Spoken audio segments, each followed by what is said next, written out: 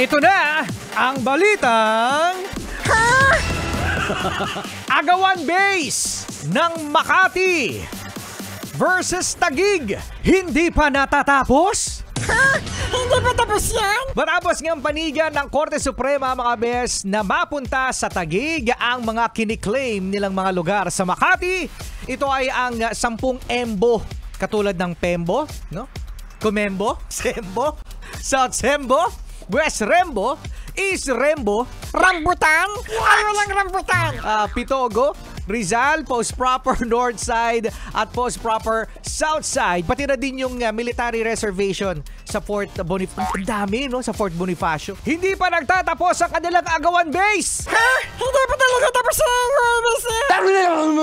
Dahil naniniwala ang Makati City na ang mga eskwelahan, mga bes, na kanilang pinondohan na nakatirik na ngayon sa lugar ng Taguig ay sa kanila.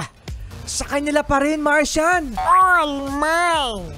My precious. Dahil dito ay may mga tarpaulin na nakapaskil sa ilang eskwelahan na nakasulat, "This property is owned by Makati City." Oh, no. Imagine, mga napakainit ngayon ng Taguig at Makati. Marami pa rin residente ng Makati katulad ni Biboy Bibo, ang bibi mo sa radyo, ang hindi tanggap na may iba ang kanilang address mula Makati magiging Taguig na. Ito ay marahil sa mga benepisyo na nakukuha nila sa Makati City.